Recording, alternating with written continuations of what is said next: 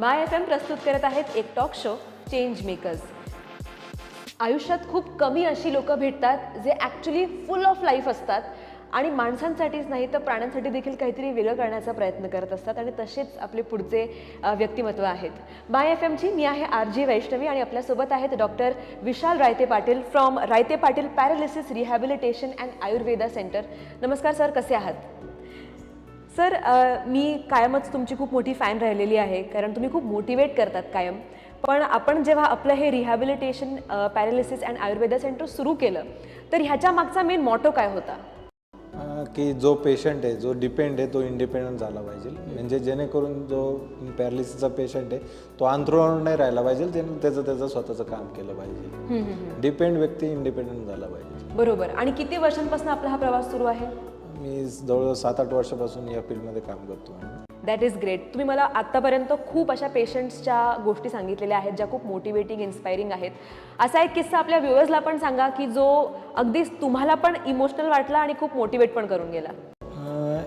आत्ता रिसेंटली माझ्याकडे एक पेशंट होता, त्याचं एज 32-33 असेल, यंग एकदम। म्हणजे 2 वर्षाचं बच्चू होतं त्याला आणि त्याला ट्रान्सव्हर्स मायलायटिस नावाचा एक आजार झाला होता। तो जो ट्रान्सव्हर्स मायलायटिस म्हणजे क्वचित पेशंट सापडतो, रेअर पेशंट सापडतात। तो मुंबईला एका हॉस्पिटलला मोठा ॲडमिट होता, त्याच्यानंतर तो माझ्याकडे आला आणि आता तो माझ्याकडे 66 दिवस ॲडमिट होता।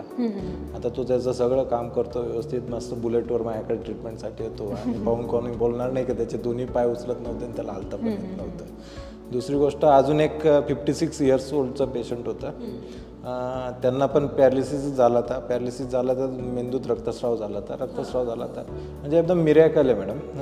जेव्हा झाला आणि माझ्याकडे त्या 15-20 दिवसांनी आता त्यांना बघून तुम्ही बोलणार नाही की त्यांना पॅरालिसिस आहे। म्हणजे मी पण शॉक आहे की पूर्ण रिकवर, म्हणजे 1% सुद्धा पॅरालाइज नाही। या गोष्टी माझ्यासाठी खूप, म्हणजे मी नशीबवान, भाग्यवान समजतो की एवढं चांगलं पेशंट मला मिळालं। पण सर, त्यात तुमची पण मेहनत आहे, तुमची पण जादू आहे। आणि जेव्हा आपण पॅरालिसिस म्हणतो, तुम्ही सुरुवातीला म्हटलात की लोकांना वाटतं की आता संपलं, आता काही होणार नाही। पण आपल्याकडचेच काही पेशंट ज्यांच्याशी आपण गप्पा मारल्यात त्यांनी सांगितलं की त्यांची जर्नी कशी राहिली।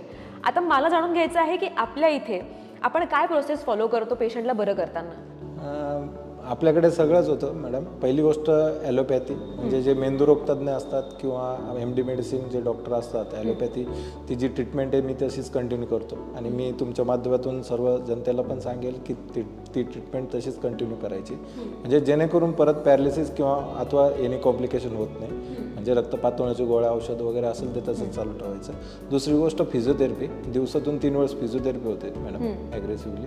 त्याच्यानंतर ॲक्युपंक्चर, जे आपण निडल लावून हे करतो ॲक्युपंक्चर। त्याच्यानंतर मग झालं मसाज, झालं स्टीम झालं आणि बाकी आयुर्वेद पंचकर्म, म्हणजे काही पेशंटसाठी आयुर्वेदिक ट्रीटमेंट आहे ती पण त्याच्यात होते। आणि बाकी नर्सिंग केअर म्हणजे पेशंट बेडवर असतो, त्याला युरिनची नळी असते, म्हणजे युरिन बॅग असते, त्याच्यानंतर नाकात नळी असते, RT असते। बरोबर। हो, हे तर नक्कीच आहे की सरांच्या इथले सगळे जे स्टाफ आहे ते अगदी होमली फील करून देतात पेशंट्सला आणि त्यामुळेच मला वाटतं खूप उभारी मिळते। याच्यामध्ये तुमचा खूप मोठा वाटा आहे। तुम्ही खूप यंग एजमध्ये हा प्रवास सुरू केला आणि सक्सेसफुली तो आता पुढे तुम्ही नेता आहात। अशी एक जनरेशन आता आलेली आहे जे व्यवसाय करू पाहता आहेत, तुमच्या प्रोफेशनमध्ये उतरणार आहेत, त्यांना काय मेसेज द्याल तुमच्याकडनं बिझनेस करताना? मी तर पहिली गोष्ट, हा माझा बिझनेस नसून ही एक माझी सेवा आहे। मी यंग यूथ सगळ्या जनरेशनला मी एकच सांगेल की तुम्ही ज्या पण फील्डमध्ये, ज्या पण क्षेत्रात काम करत असाल त्या क्षेत्रात तुम्ही तुमचं काम डेडिकेटेड राहा। दुसरी गोष्ट, प्रामाणिक काम करा आणि एक रिझल्ट ओरिएंटेड राहा। म्हणजे तुमच्याकडे आलेला जो पेशंट आहे किंवा तुमच्याकडे जो आलेला व्यक्ती आहे तो खूप आशेने आणि खूप आधार घेऊन आलेला असतो, खूप अपेक्षेने आलेला आहे। तो आपल्याकडून खाली हात गेला नाही पाहिजे, जेणेकरून तो आपल्याकडून काहीतरी घेऊन गेला पाहिजे। या दृष्टीने काम करा, प्रामाणिक वागा, 100% सक्सेस भेटणार। That is absolutely great. आणि तुमचं हेच काम जे आहे ते तुम्ही असं कायम सुरू ठेवाल ही अपेक्षा तर आहेच आणि ही सेवा तुमची लोकांना मिळत राहो। So thank you so much sir, इथे आलात, तुमचा वेळ दिलात त्याबद्दल।